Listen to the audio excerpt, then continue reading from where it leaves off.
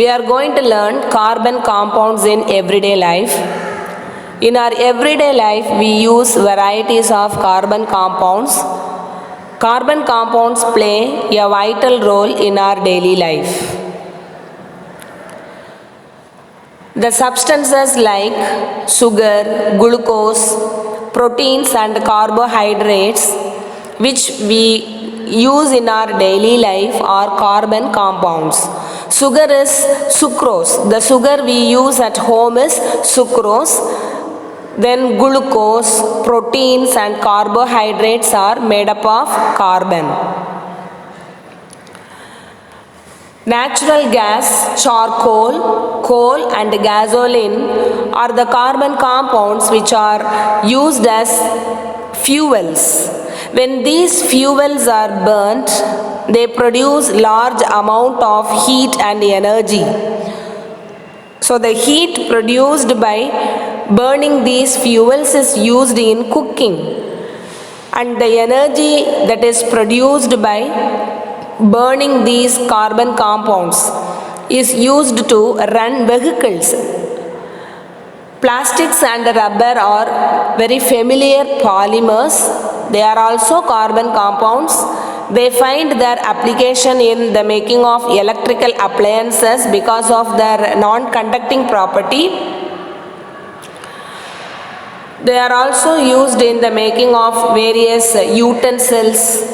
Rubber is used in the making of shoes and erasers. Baking soda and edible are the two important compounds which are present in our kitchen are carbon compounds. Baking soda is sodium bicarbonate and edible oil are the two carbon compounds which find a permanent place in our kitchens. Plastics are very familiar to us and they are very close to us. We use plastics in our daily life. Plastics have got large number of advantages and a small number of disadvantages. When we consider the disadvantages of plastics, they are very dangerous and they play a threatening effect on the environment. Advantages of plastics are light in weight. They are very attractive because of their ranges of colors. They are cheap to prepare.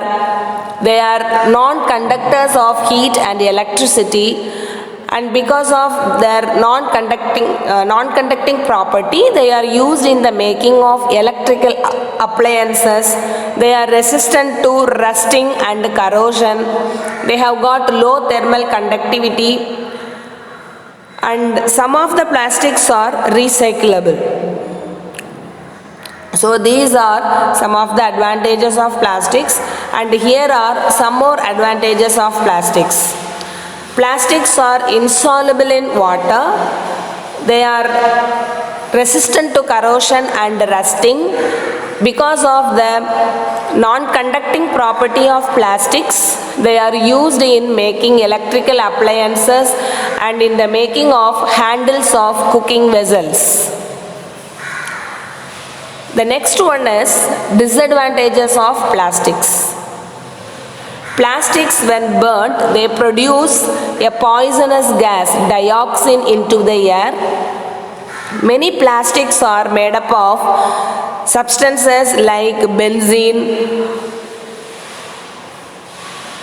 These organic compounds are carcinogenic, and so plastics are very dangerous. The biodegrading capacity of plastics is very low. Some of the plastics get degraded, and many plastics, they cannot be recycled. They don't get biodegraded. They don't get degraded, decomposed by the microorganisms present in the soil. And these plastics are a threat to the environment. They affect agriculture. They affect the fertility of the soil. From this slide, we can understand The biodegrading capacity of a plastic bottle is 450 years. Okay, so here are some substances and their biodegrading years. Paper takes 6 months to be degraded. Batteries, they take 100 years to be degraded. Tin can takes 50 years for getting degraded. Cotton clothing 5 months. Nylon rope 40 years. Cigarette filter takes 5 years for getting degraded. Disposable diaper, similar to plastics, it takes 450 years for getting biodegraded. Lettuce, it takes 25 years for degrading. Glass bottle, we cannot determine the year of degradation of glass items. So from this slide we come to a conclusion that plastic's degrading capacity in the soil is very less. Plastics take large number of years for getting degraded. So as much as possible we have to avoid the usage of plastics in our daily life. So here are also some items which we use in our daily life, some plastics which we use in our daily life and the years of biodegradation of those substances. Advantage of biodegradable and non-biodegradable products. When we compare the biodegradable and non-biodegradable products, we prefer biodegradable products because they break down and they cause no threat to the environment. We don't prefer non-biodegradable products because they don't break down but they take up space in landfills for many years without getting degraded.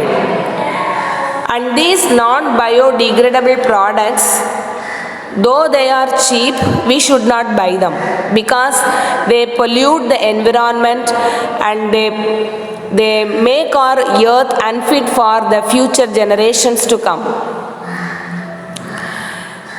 So how to find which is a good plastic, which is a bad one? To help us, there are resin codes. These resin codes, they range from number 1 to 7. From 1 to 6, these resin codes, they include the polymer from which they are prepared. For example, if we see resin code 1, it is PETE. It tells about the polymer from which that plastic is made up of. A plastic bottle, if it has got chasing arrows in a triangle having number 1, it means that that plastic bottle is made up of the polymer polyethylene terephthalate, PETE, polyethylene terephthalate. Resin code 2 stands for the polymer high density polyethylene. Resin code 3 stands for polyvinyl chloride. Resin code 4 is made from the polymer low density polyethylene. Resin code 5 is made from polypropylene. Resin code 6 is made from polystyrene. And the resin code 7, it stands for the remaining polymers which are not included from resins 1 to 6. The remaining polymers are coming under resin code 7. So these are the resin codes having numbers ranging from 1 to 7, indicating the polymer from which they are made. The resin codes 1, 2, 4 and 5 are considered to be recyclable and they are good polymers, good plastics. 1, 2, 4 and 5. Okay children? So if we want to use plastics, we can use the plastic items having the resin codes 1, 2, 4 and 5 and not the others. How students can help reduce single-use plastic items? When we use one-time use and throw away plastics, they pollute the environment and the fertility of the soil is spoiled. So, being students, you have to reduce, reuse and recycle the usage of plastics. These three R's are very, very important. Reduce the plastic items in our life, reuse the plastic items repeatedly, and we have to recycle the plastic items after reducing and reusing. So these three R's have to be followed in our life.